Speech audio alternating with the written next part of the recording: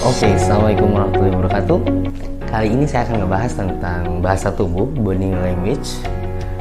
Dan itu penting karena bisa digunakan untuk semua kalangan, semua usia, dan semua profesi. Nah, oleh karena itu, simak video berikut. Run.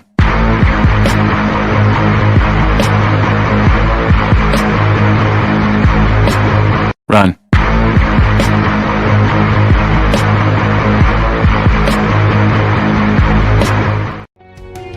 Oke, Assalamualaikum warahmatullahi wabarakatuh. Kali ini jumpa lagi dengan saya, Rang Rikat. Nah, untuk pertemuan kali ini saya akan ngebahas tentang body language atau bahasa tubuh. Dan ini bagus sekali untuk semua profesi, semua umur, semua aktivitas. Ini penting pisan gitu ya, penting sekali untuk memahami bahasa. Oke, nah yang pertama, teman-teman pernah nggak kalau misalkan berkomunikasi dengan orang lain gitu ya, suka ngelihat bahasa tubuhnya atau posisi tubuhnya? Mungkin ada yang lawannya sambil menyenangkan, ataupun misalkan sambil menahan kepala gitu ya, megang hidung, megang telinga, garuk-garuk, dan pokoknya bahasa tubuh lainnya. Nah, sebenarnya itu teh secara body language ada ilmunya, ada artinya juga gitu ya. Nah,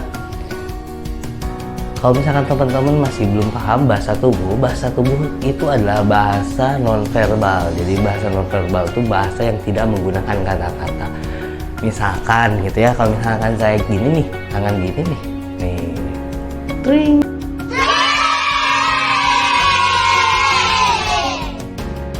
Nih, maksudnya apa? Nah, mungkin teman-teman akan berpikir, wah sarangeo gitu ya, tapi salah. Ini fulus. Enggak. Ya, pokoknya bahasa tubuh banyak ya, oke gitu, oke gitu ya. Pokoknya banyak ya, iya, tidak. Nah, itu namanya body language. Nah, kenapa kita harus mempelajari bahasa tubuh? Karena seenggaknya ada 6 manfaatnya. Ada 6 manfaatnya untuk kita ketika kita memahami bahasa tubuh seseorang. Nah, yang pertama, mengerti apa yang tidak terkatakan oleh lawan bicara gitu ya. Jadi kan suka ada ya orang-orang yang kurang asertif, kurang yang mampu mengeluarkan perasaannya melalui kata-kata. Bahkan biasanya anak-anak lebih banyak. Nah, seenggaknya bahasa tubuh membantu kita dalam memahami arti maksudnya itu gitu ya. Nah, yang kedua, mempengaruhi lawan bicara. Nah, nanti saya akan jelasin gimana sih mempengaruhi lawan bicara itu ya melalui bahasa tubuh. Yang ketiga, memperbaiki bahasa tubuh sendiri gitu ya. Jadi gimana kelihatan bijaksana, kelihatan care, kelihatan males gitu ya.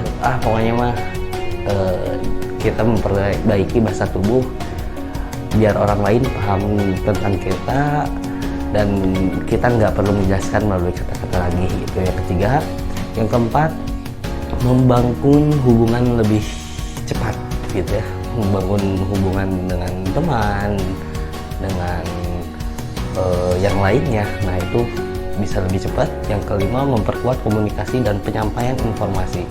Nah, karena kata-kata aja nggak cukup untuk orang lain agar lebih paham lagi. Nah, biasanya guru penting untuk memahami bahasa tubuh biar dia menggunakan bahasa tubuhnya ketika menyampaikan informasi. Misalkan gerakan tangan, ekspresi, dan lain-lain gitu ya. Dan yang keenam adalah meningkatkan kepercayaan diri gitu ya. Kepercayaan diri itu penting gitu ya. Kan gimana sih biar kita nggak kelihatan kaku, nggak kelihatan pemalu, nggak kelihatan apa, misalkan lagi tampil nih di depan umum. Nah, itu seenggaknya kalau kita memahami bahasa tubuh, kita akan lebih meningkat kepercayaan dirinya gitu ya. Nah, itu dia manfaat dari memiliki kemampuan untuk memahami bahasa tubuh dan menggunakan bahasa tubuh yang tepat ketika kita berkomunikasi gitu ya. Karena bahasa tubuh tuh mempengaruhinya sampai 55%. 55%. Tinggi sekali gitu ya. kata-kata yang Anda ramu itu hanya memiliki kemampuan dalam mempengaruhi seseorang atau penyerapan informasi audiens itu cuma 7%, 7% ya. 7% sedikit banget, 77%. Dan 38%-nya itu lebih dari intonasi. Jadi kalau misalkan ngomong doang nih, coba perhatiin, nah itu 7%. Tapi kalau ada intonasi, coba perhatikan gitu ya. Apalagi kalau misalkan pakai bahasa tubuh, coba perhatikan yang di sana. Nah itu masuk gitu ya, masuk dan lebih dapet gitu. Orang lain tuh merasakan, oh iya harus diperhatiin loh, kayak gitu ya. 7% kata-kata doang, 38% intonasi atau nada, dan 55% yang paling besar yaitu bahasa tubuh kita. Itu. Oke teman-teman, kali ini saya akan ngebahas terfokus di kontak mata aja ya. Kita akan ngebahas tentang kontak mata aja, karena kalau misalnya ngebahas semua itu terlalu panjang lebar. Nanti saya bikin lagi aja yang selanjutnya. Yang sekarang itu kita fokuskan di kontak mata aja.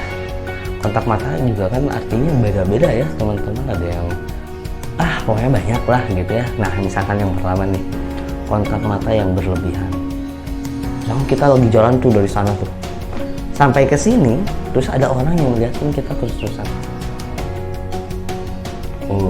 Kayak gitu ya. Atau misalkan dia terus-terusan gitu ya. Nah itu teh ada artinya. Yang pertama itu jelas dia ingin ngeganggu ketenangan orang lain. Nah pasti dong.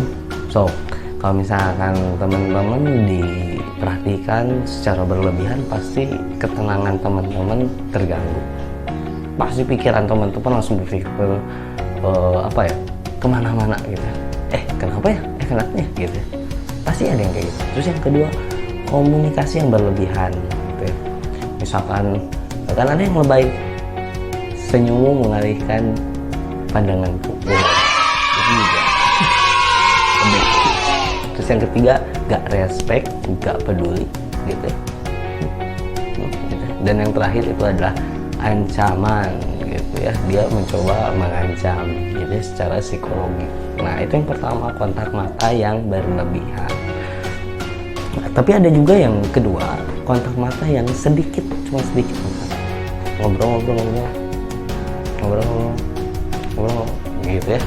Nah yang pertama itu juga yang kedua, yang maksudnya itu memiliki arti tidak memberi perhatian atau nggak respect, nggak peduli gitu. Terus nggak sopan. Dan yang ketiga ada kemungkinan dia pemalu gitu ya. Malu. Jadi nah gitu. Terus yang ketiga, memalingkan kontak mata dengan menatap arah bawah gitu ya. Misalkan ketika ngobrol suka ada yang oh iya nah nggak ngelihat kontak mata lawan bicaranya, itu udah pasti dua kemungkinannya. Kalau nggak dia tunduk tuh dia merasa lebih kecil daripada lawan bicaranya. Yang kedua dia pasrah. Itu dari kontak mata ada tiga artinya, yang berlebihan, yang kurang banget kontak matanya, dan yang tunduk, itu artinya berbeda. Bahkan kalau misalkan dari kontak mata kita gitu ya, yang suka memalingkan ke kiri, yang suka memalingkan ke kanan, itu beda juga artinya.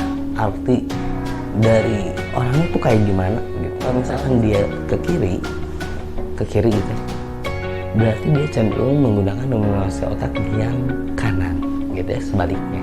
Sedangkan misalkan sering mengalihkan pandangan ke kanan, berarti dia didominasi dengan yang kiri otaknya. Nah, apa sih dominasi otak kanan kiri? Nah, kalau misalkan yang memalingkan ke kanan nih, dominasi otak kiri, berarti dia terstruktur, detail, rinci, linguistik, jago ngomong gitu ya. Nah, itu tuh yang kiri. Terus kalau misalkan yang memalingkan ke kiri, dia kanan, berarti anaknya berarti orangnya imajinatif, kreatif, terus dia lebih aktif gitu ya. baper perasaan gitu. Nah, ternyata dari kontak mata aja yang saya jelaskan udah cukup panjang lebar ya gitu. Apalagi nanti kita ngebahas ke yang lainnya. Saya cek dulu yang ini. Kalau misalkan responnya bagus, saya lanjut ke yang lain. Oke? Thank you.